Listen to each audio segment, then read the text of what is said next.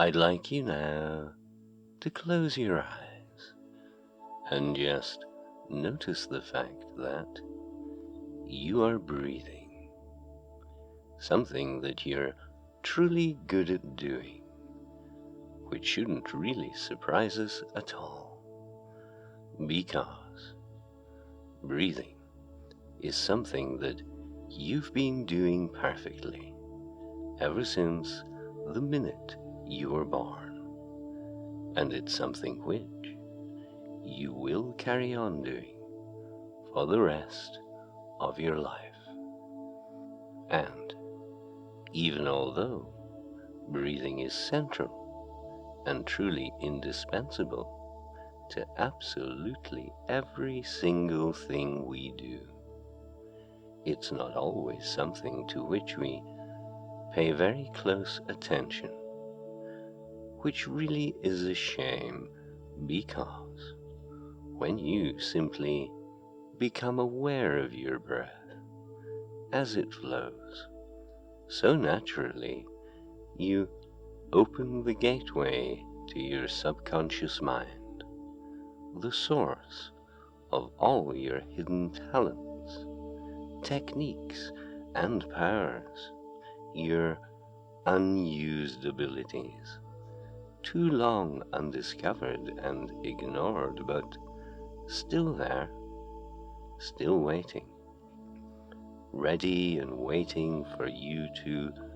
cross that bridge to your subconscious mind, that part of you that ensures you carry on breathing, even when you fall into a deep, deep sleep.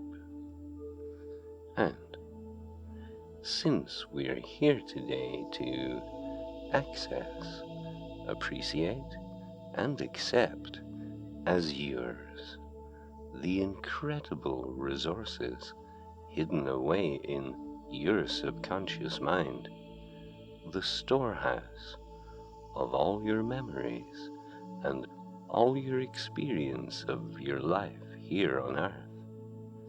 And since we now know that conscious breathing creates the bridge between your two minds, I'd like you now to kindly take 5 deep breaths, one after the other, holding each for just as long as it is comfortable, letting each one out just as soon as you are ready, and paying close attention to the entire process.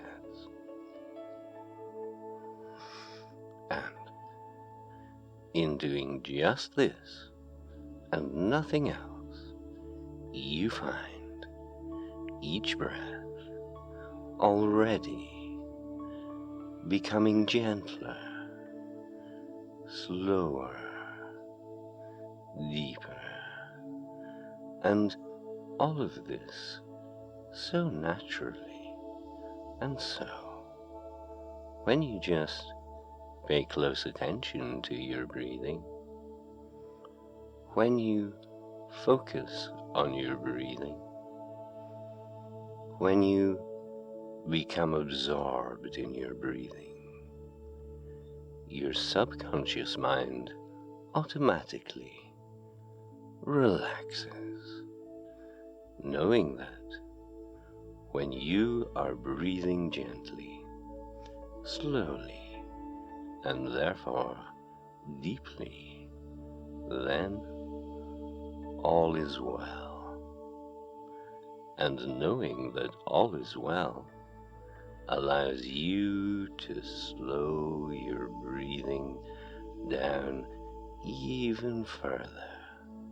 And in this way, before you know it, your entire being, in body and in mind, can easily enter the most relaxing of states, the most comfortable of states, where you might already be noticing that all the little muscles around your eyes are loosening, softening, releasing tension, a gently pleasurable feeling that encourages all those little muscles upstairs in your eyebrows to follow suit, to let go, allowing the most gorgeous feeling of peace to glide up into your forehead, up and across your scalp, down the back and the sides of your head. Your inner eye closes gladly. Your ears hear only these words, as all inner chatter quietens into the background. The outside world fades from consciousness, and you gently, happily, relievedly slip now into the most delightfully dreamy pillow of pleasant feelings. That's right. And so now, in this deepening and ever more acceptable comfort, almost as if you feel yourself floating, drifting now upon a cloud of comfort, so soft, this cloud on which you float, seemingly made from the essence of softness itself, dreamy, otherworldly, gliding you away, smoothly away from all the irritations of the day, and floating still upon this your soft and gentle cloud of comfort, disconnecting, disengaging, allowing yourself to deeply feel this ever-growing, all-embracing, mind-pervading softness of being. So good. That's right.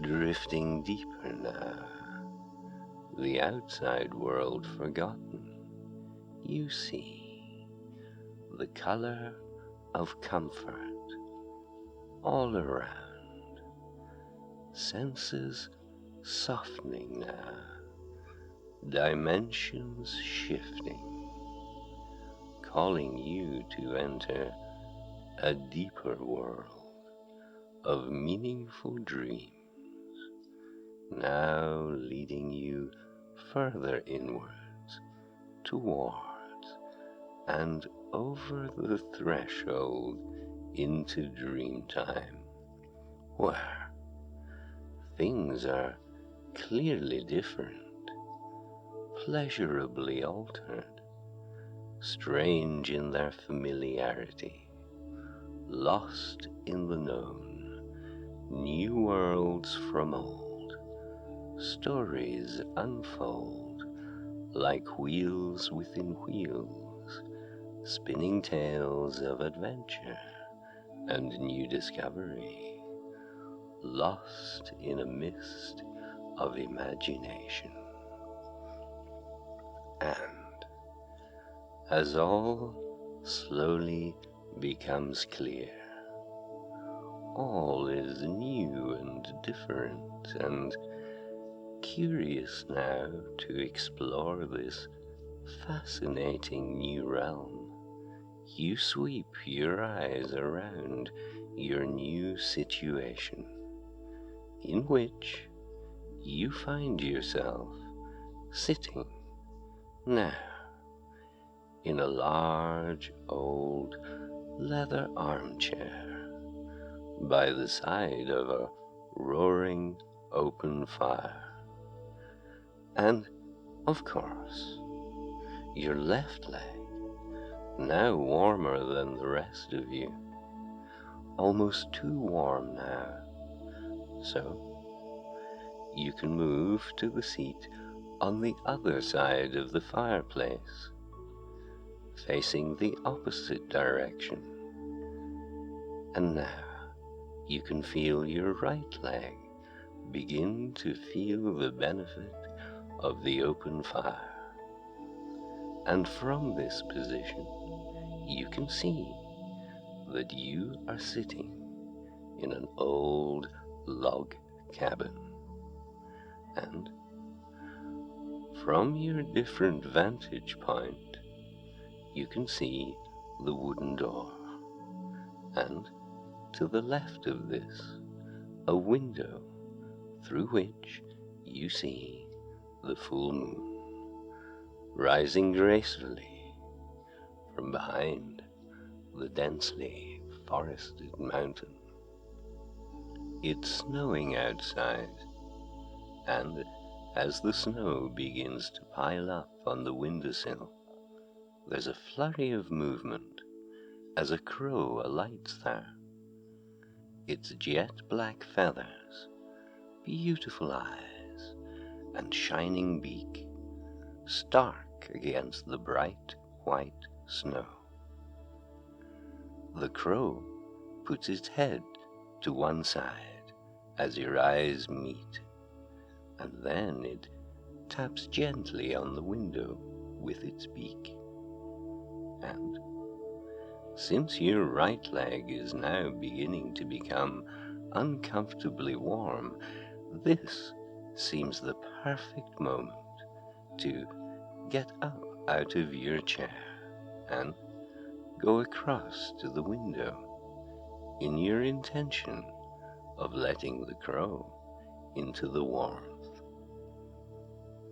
As you approach the window, the crow looks up at you, and you see there a deep love and a great wisdom in its eyes.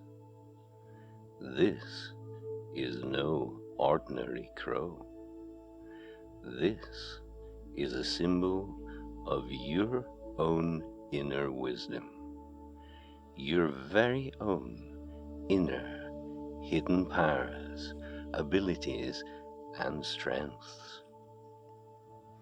Opening the window, the crow hops from outer to inner sill, and then happily onto your right shoulder. It feels right there, comfortable there, reassuring there, protective there. You close the window and turn to return to your seat. But before you sit down, you realize that the crow is communicating with you telepathically. The crow tells you that whichever seat you sit in, you'll soon get too warm on one side, so why not move one of the armchairs so that it sits directly in front of the fire? And that way, you'll gain an advantage. Gaining an advantage isn't the way you might have put it yourself, but you forgive the mode of speech, for, after all, it's a crow that's speaking to you. Taking its advice, you approach the chair furthest from the window, and as you do so, you feel that the crow is communicating with you again. Yes, that's the right one, the crow says.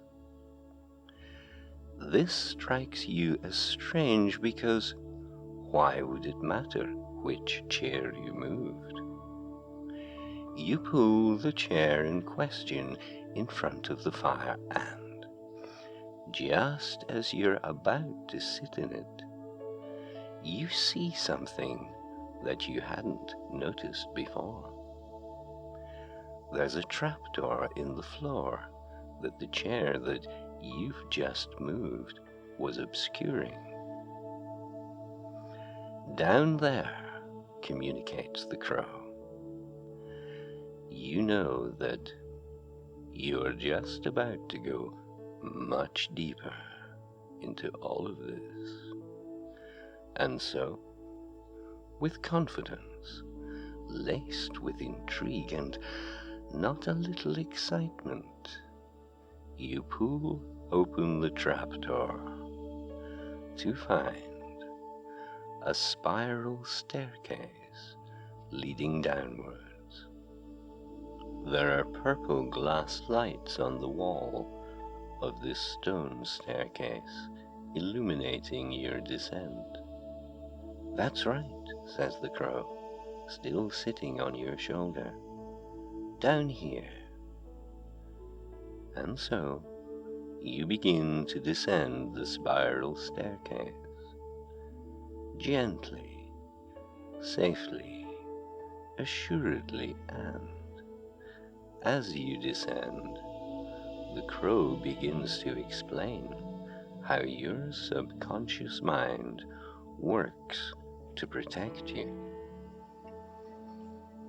Your subconscious mind, says the crow, is the storehouse of all of your experiences throughout life, and, by all accounts, it remembers everything that ever happened.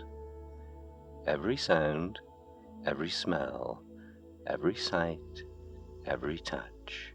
It remembers emotions, situations, interactions, and in this way, your subconscious mind begins to get to know the world, and from its own understanding of this experience, attempts to create effective strategies to keep you safe throughout your life.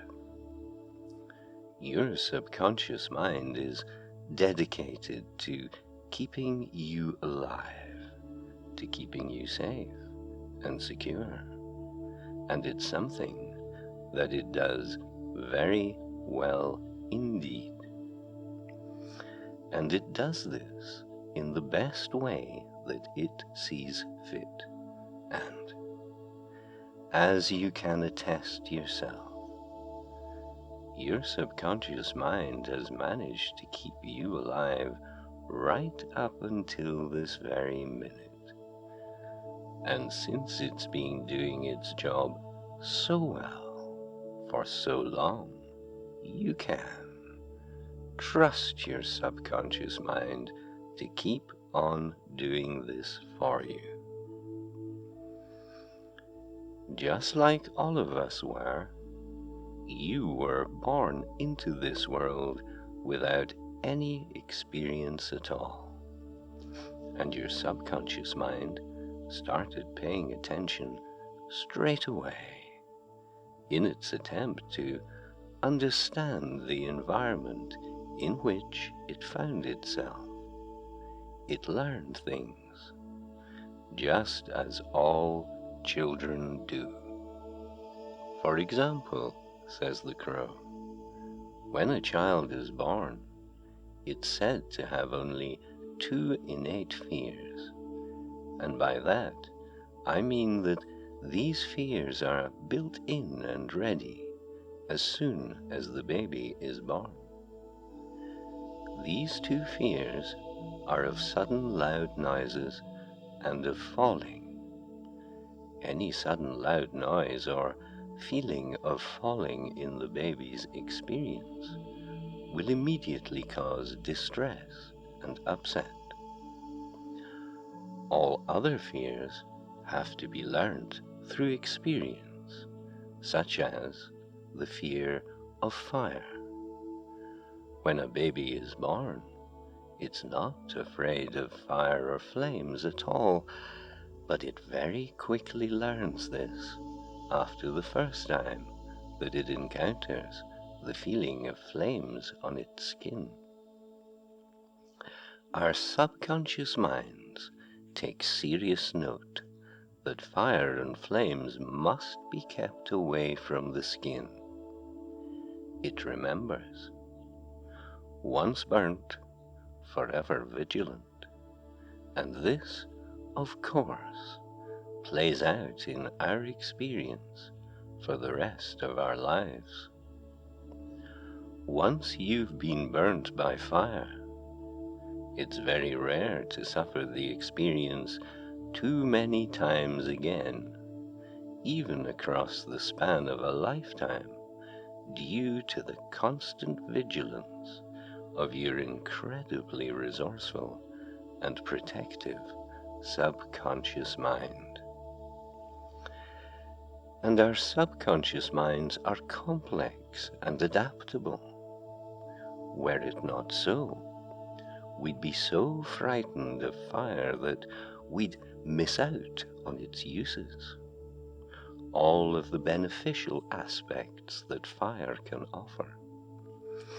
For example, we know that since the beginning of time, fire has been harnessed to keep us warm when cold, to heat our food, which not only makes it more palatable but also ensures, when sufficiently hot, that all germs in the food are destroyed.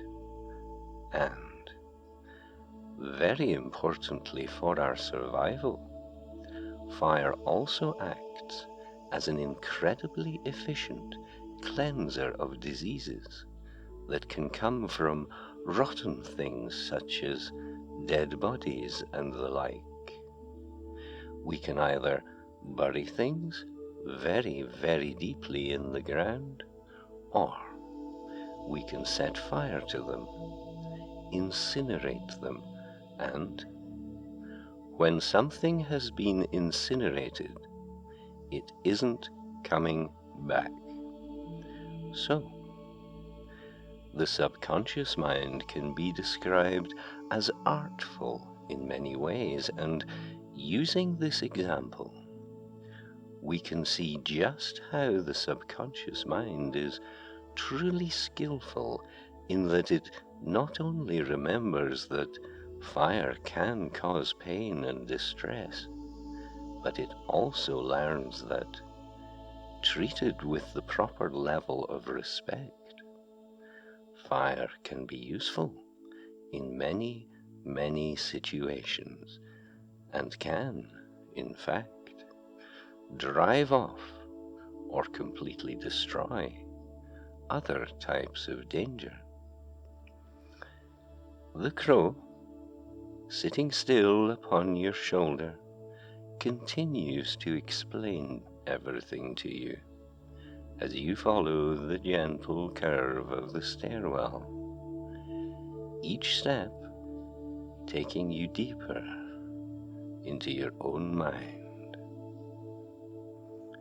So, says the crow, the subconscious mind keeps us safe by remembering every experience we suffer, whether physically or mentally, thereafter adopting behavioral strategies that attempt to keep you safe from having to repeat any negative experience. However, in its overriding desire to keep us safe, the subconscious mind can sometimes be overly attentive and attempts to protect us from situations that can no longer arise. And one of the results of this overprotection is to keep negative past experiences in mind when these experiences are no longer necessary for our survival. Now, When it comes to something like fire and flames, things are fairly straightforward, but sometimes we have experiences that are not so clear-cut, not quite so obviously about one particular thing. Sometimes the unpleasant experience is long and drawn out. Sometimes the negative experience can even last for years, and these traumatic experiences have a long-term effect on our minds too. The subconscious mind, having understood that the long drawn-out experience was so bad and so damaging, it decides to keep you safe, keep you from experiencing all of this again by keeping the spirit of these experiences alive at a lower level. Outside of consciousness, of course, but in a manner that is still disturbing, still causing an underlying layer of stress, which can seep into the conscious mind, bringing with it a feeling of vague dread. And this feeling of vague dread can last so long that it can generate a feeling of despair, causing the individual to experience life in a disturbing or otherwise unpleasant way. Now, your subconscious mind is only trying to do the very best it can for you. Its overriding purpose is to keep you safe, well, and alive. And your subconscious mind is so dedicated to this task of keeping you safe and alive that it can put your conscious experience into a secondary position, believing that the original negative experiences were so horrible that it's okay for you to carry this ongoing feeling of dread and despair, simply because these feelings keep you ever vigilant and therefore less likely to have to encounter that type of experience again. And I'm sure you can see the logic of this, even although the experiential outcome is not to your liking, as it very naturally wouldn't be. But, and it's a big but, the subconscious mind does not know everything. And, just like you, the subconscious mind cannot tell the future. What your subconscious mind has been doing in your case is, according to its own understanding of the situation, is to keep you from re-experiencing an event or a series of traumatic events and experiences that happened in your past. What it doesn't know and appreciate, at least yet, is that these truly awful, damaging, traumatic events that you experienced in your past only came about because of a particular set of circumstances. The situation was such that others had a particular power over you, and it wasn't possible for you to escape, forcing you to endure the awful suffering that arose because of those particular circumstances. What your subconscious mind has not yet been informed of is that those circumstances have changed in such a way that you will never have to endure these experiences again. That time is over. That time is gone. That time is not coming back.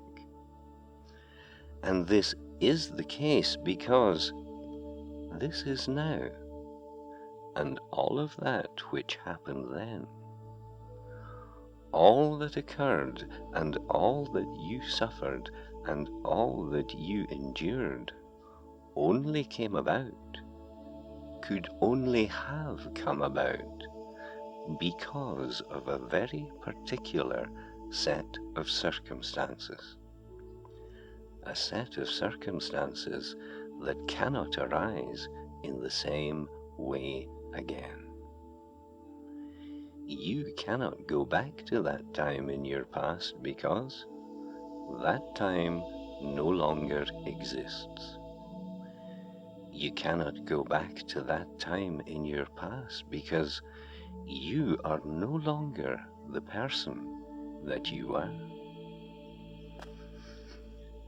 All of which, of course, means that these ongoing negative experiences, what we call PTSD, or post-traumatic stress disorder, those feelings of dread and despair that your subconscious mind has kept alive, with the best of intentions, in order to keep you away from deeply re-experiencing these awful things that happened then, they are no longer needed. They are no longer of any use.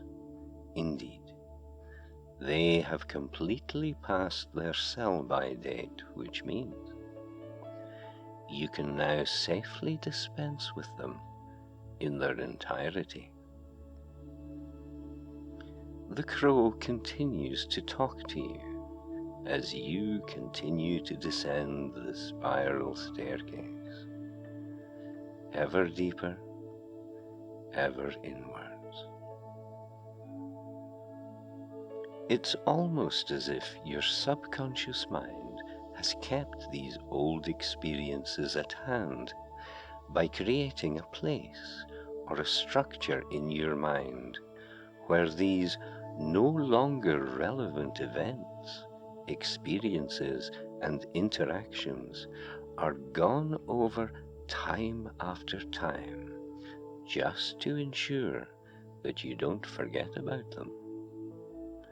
A place or structure in your mind that is haunted by these past experiences in order to keep you uncomfortable but safe. Yet you most definitely are safe from these past experiences because they can never happen again.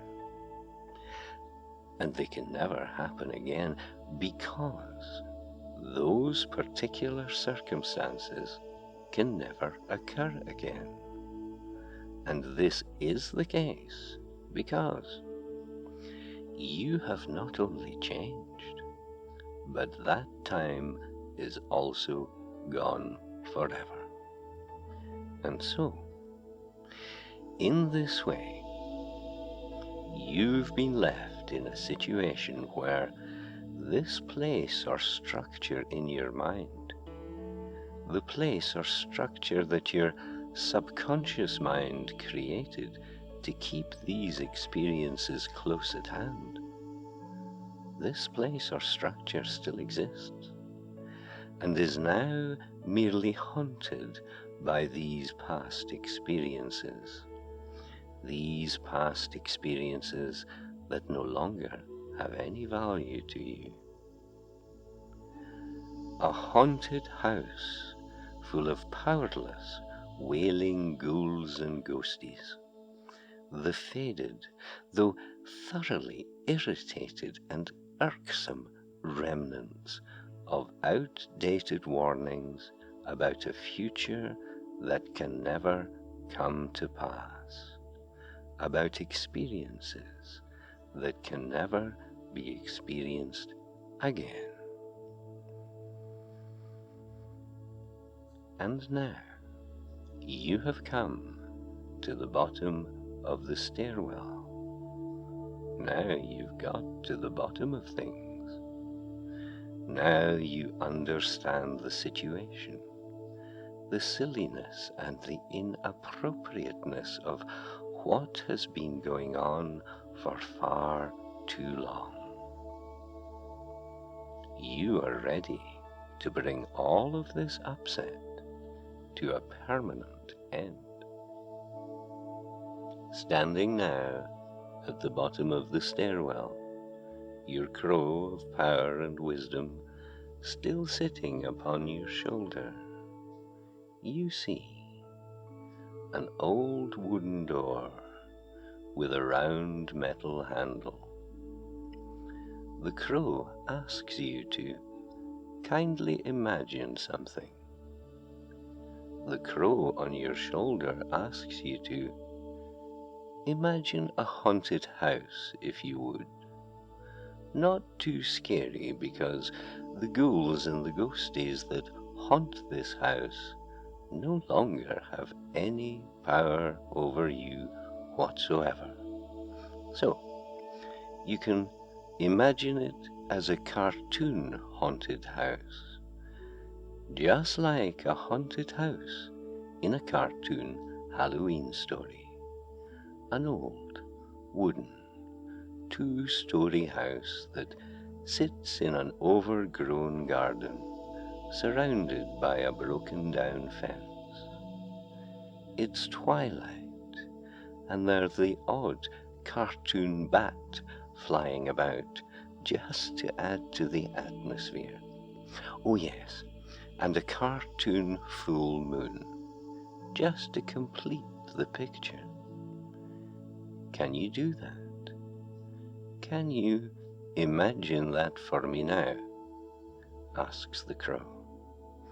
And imagine also, if you would, that this haunted house is haunted with the ghosts of times past, with the spirit of those awful experiences and traumatic events that you had to put up with for so long in your past.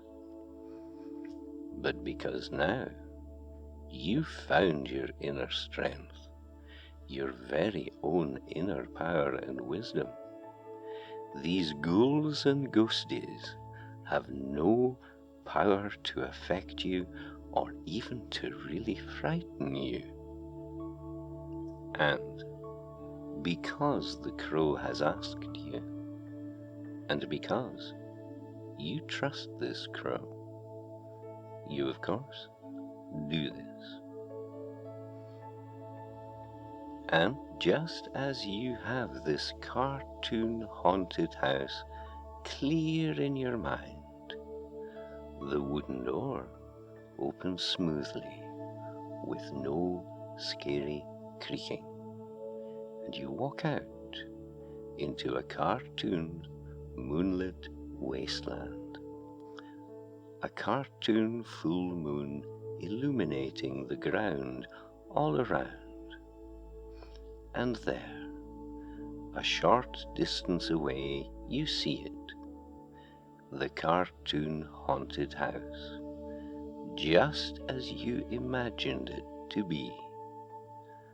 That place, that structure that your subconscious mind has kept and maintained all these years, occupied and haunted by the ghouls and the ghosties of times past that can never arise in reality again. You see this clearly. Now, says the crow, nothing can harm you here, for you are now in the safest place that you could possibly be. You are in complete control of all that you see and experience here. That place, that structure, that cartoon haunted house is no more than a creation of your own mind, and therefore poses no danger to you whatsoever. Now is the time to evict all of those ghouls and ghosties from the past, those uselessly wailing spirits whose time in your mind has come now to its natural end. Approach the house, says the crow. I shall protect you and keep you safe. And so, with confidence, you walk towards this cartoon haunted house, and with each step forward that you take, it becomes more and more obvious to you that there is nothing here of which to be frightened. You reach the gate that leads through the tumble-down fence, and you walk up the path, standing now at the front door. There's some wailing that you can hear, but it doesn't sound very frightening to you at all.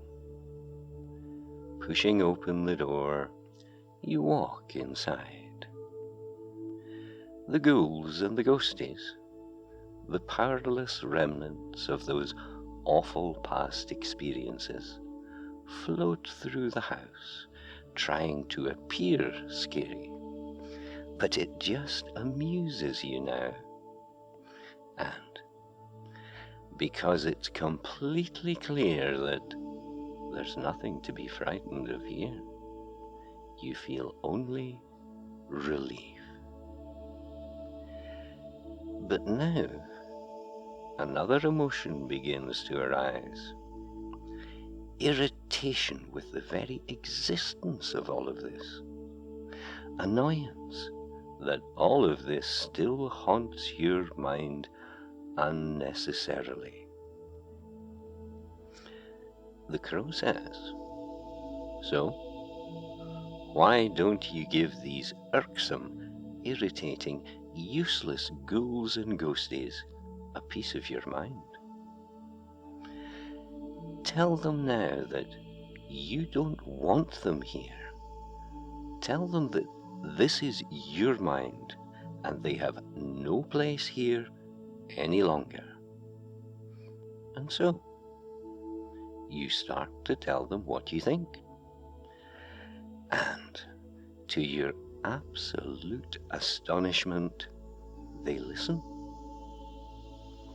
All of the ghouls and the ghosties from those times past go quiet, and they listen to you. They're listening to you now. So tell them now, more forcefully, that their time is truly over, and that they have to go now.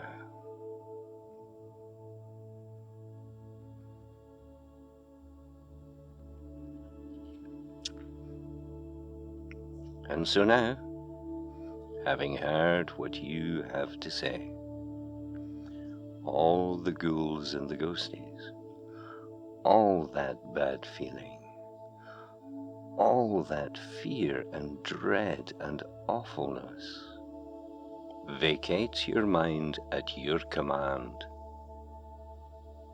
This cartoon haunted house has now gone quiet. And so, satisfied that the reason for your ongoing upset and distress has now left you in complete peace, you turn and you leave this cartoon haunted house. Excellent. And now, standing in the garden, just to ensure that this place can no longer be haunted again by those past experiences. Just to make sure that this is an absolute impossibility, you could, if you thought it a good idea, says the crow, burn the entire place to the ground. It's made of very dry tinder. And look, you have a burning torch in your hand.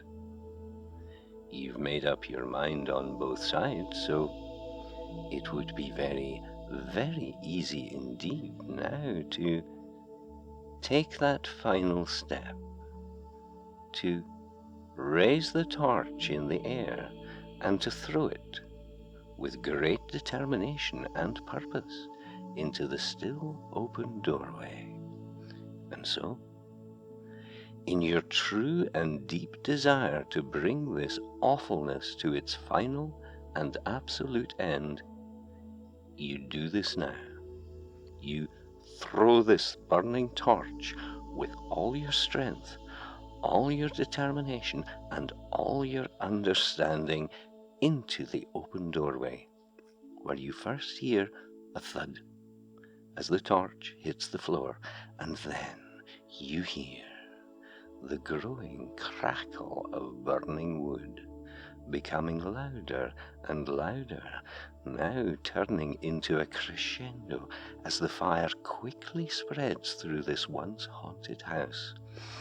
The entire structure now an inferno, so bright the night just disappears, taking with it all of those dark and difficult feelings for good, as they burn up and are incinerated, losing all remaining power over you, passing out of existence forever, as the house burns down, disinfecting this space, cleansing this place, incinerating this once haunted realm down to the very last atom. And, as you know, when something is incinerated, it isn't coming back. You stand now in wonder as the flames that surround and envelop this now crumbling structure reach their height, a last roar of fire as the entire cartoon house begins its final collapse, falling in on itself, its once strong planks and beams and uprights supported no more, turn to harmless ash in front of your delighted eyes. This once foreboding house remains no more. All is gone, and in its place, a small and smouldering pile of smoking, sooty cinders. See there, in this smouldering pile, your dark and difficult feelings are gone, gone forever, and as you accept that, you are free. You see, through the sinking smoke, a bright light emerging on the horizon. The dawn appears, the sun rises, and the night becomes glad day, a new day, the first day in this your new untroubled life begins. Peaceful-hearted, clear-sighted, of patient and forgiving mind. That old time has passed. This time is new. and you can be now and forever strong, upright, fully engaged again with the world in constructive and appealing ways, and all because of something new within, an untroubled heart and mind, set free from past unpleasantness, recouping lost energies, rebuilding your strengths. And this place, this structure in your mind, this haunted house that occupied this stark wasteland is gone forever, its occupants banished, never to return. And now, so beautiful, you see, in the early morning light, a shower of healing rain begins to fall everywhere from the bright heavens. Fresh shoots of new life now appear in this part of your mind, transforming this once dark place into a garden of delight. Grasses, flowers, young saplings, vibrant life coming into being, manifesting in your day-to-day experience as a bright line of good feeling, from skin to core, from core to skin, and the feeling as if walking on air. And the symbol you keep for yourself, your own personal self-referencing symbol, the idea and feeling you have of your own self, now cleansed of the shadows of the past, is brightened, shining and renewed, completely devoid of the stresses and strains that you put up with for so long, without a hint of despair, glowing with zest and a joyous enthusiasm for life again. And, of course, you will remember, rooted in good feeling, plenty enough to sustain you through any and all of the expected challenges and adventures which naturally arise in the course of this, your new and vibrant life, this new, energetic, fully positive attitude you have, always present, always available, its bright light casting out all darkness, bringing life and health and joy and glorious clarity to all that you think and say and do. So good. You are renewed, and the way lies open in front of you.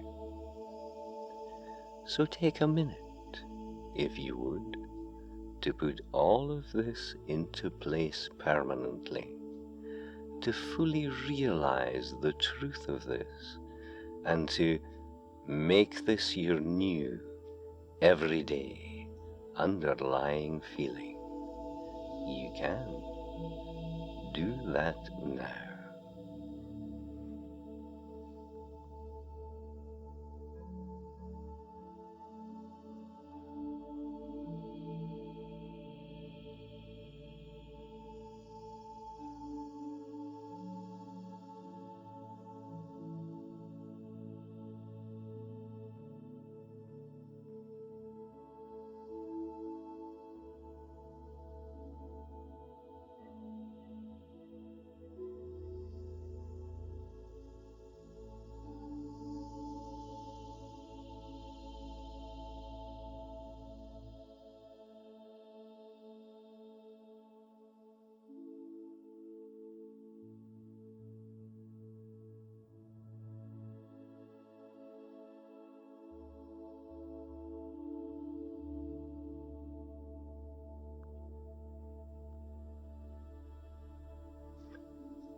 Very soon, I am going to count from 1 to 10. When I reach the number 10, but not yet, not until I say that number, but when you hear me say that number, your eyes will open and you will feel astonishingly well, just because that is the truth of the matter, and this feeling will stay with you for the rest of your days. And so, I begin the count. 1. Coming up. 2. Consciousness slowly returning. 3. A deepening peace. 4. A rising joy. 5. Feeling at one with the world. 6. Inspiration, creativity, stamina. 7. The feeling of being truly fortunate. 8. Beginning to feel awake. 9. Beginning to open your eyes. And the magic number 10. Fully awake, fully healed, and ready for anything. Hello.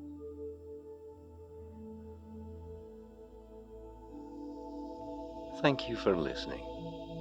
If you have enjoyed this track, kindly subscribe, like, and comment. If you do, you will be helping us out more than you could possibly imagine. We really, really appreciate it. Thanks again.